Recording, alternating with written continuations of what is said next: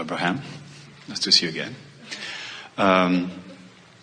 Boy, I really feel conscious by the microphone. A few weeks ago, no, probably a couple of months ago, there was, I heard you mention something about breathing. In fact, I believe you started, or part of the segment, it was actually inside the answer. Inside the answer was not the subject of the question. But you actually started by saying that this is the technique of all technique in letting go of, in allowing. That really got my attention when I was driving. So, well, that's it. If I can hear this, then that's all there is to know. You're right. Because the rest is automatic, like you keep saying. I mean, the wanting, the receiving, all of it is there. It's all this there's left to be done is to allow. So when I heard you saying that's the technique of all technique of allowing, I had to maintain control of my freeway.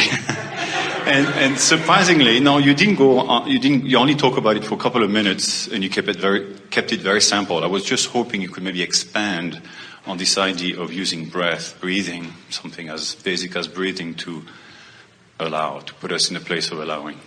Well, you are very wise and accurate, as you say. Everything else is taken care of because the contrast causes me to launch desires, and source becomes one with the desire and sets up all of the universal forces of attraction in order to bring it about. And so the only thing that is for me to do in my physical form is step 3, which is get out of the way and let what I've asked for and what source has already become be. Let myself stay up to speed with that which I've become. And so the reason that we say that breathing, focused breathing, is the most powerful process of all processes is because when you are focused upon your breathing, really focused upon your breathing, you cannot be focused upon something else at the same time. And in other words, you cannot worry about something and focus upon something else at the same time. So as you focus deliberately upon breath, what begins to happen is you allow the energies of your body. In other words, just breathing brings oxygen into your body, and the oxygenation of your blood is more extreme. All things about your body begin to improve just with that breath. But besides the physiological effect of bringing more oxygen into your experience is the focusing, which at the same time that you're bringing the oxygen in, you are less likely to be resistant, which means that the cells that have been asking for all of this rejuvenation are now being enhanced on 2 fronts at the same time.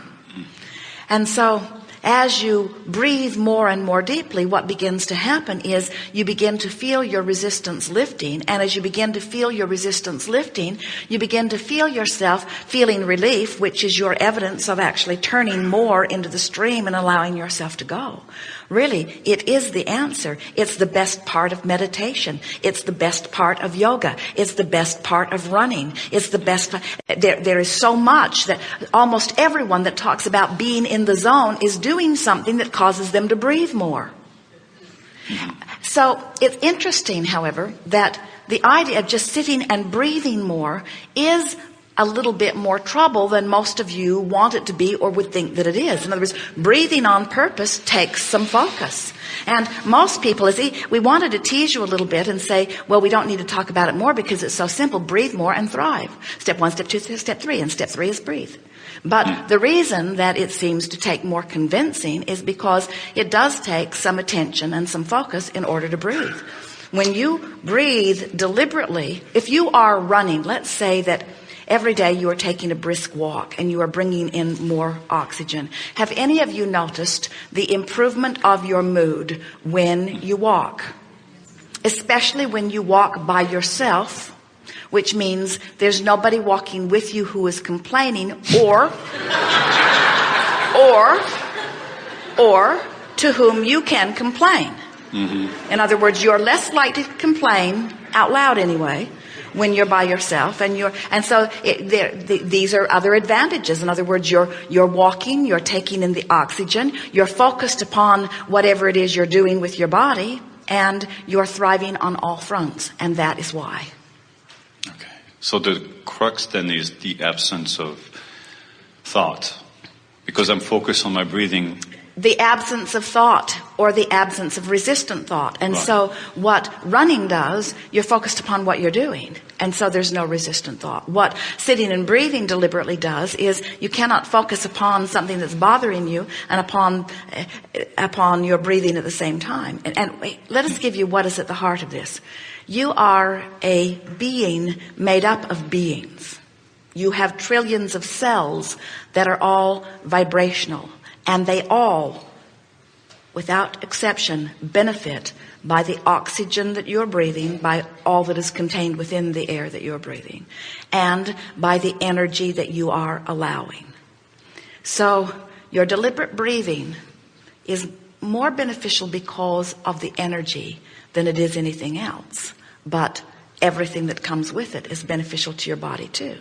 So think about it. We've been saying all day long today that every point of consciousness, you thought we were just talking about you when we were talking about every point of consciousness, including the one-celled organism or the cells in your body. So the cells are having their exposure to experience, and they are launching their rockets of desire into their vibrational escrow. And guess what those desires that those cells are launching are all about? Your physical well-being. So there's this huge vibrational escrow, which is the culmination of what the cells in your body are asking for, that is there for you to breathe yourself into alignment with. It is very powerful. You think that food is delicious. You should try fresh air. In the same sort of deliberate attitude. In other words, you go to a particular restaurant, you choose a particular place you want to sit, you choose a particular person you want to eat with, you choose a particular cuisine you want to eat. You sometimes even orchestrate it to find the perfect chef that's going to be there on the night that's going to make it just the way you want. In other words, you are picky about what you eat. Why not be deliberate breathers?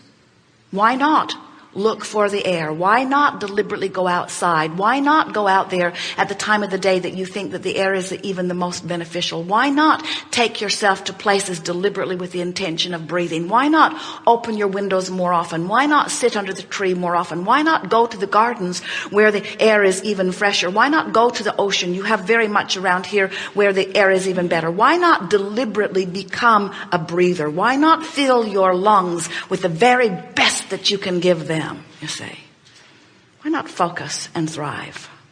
Okay. And breathing and eating. Breathing and eating. Breathing and eating. You might be onto something, I think. Is the best food there is. Breathing and having sex is the best sex there is. Breathing and appreciating, breathing and basking, breathing and smelling the flower, breathing and finding the memory. In other words, let your breath be your platform from which you intake the best that you can find in life.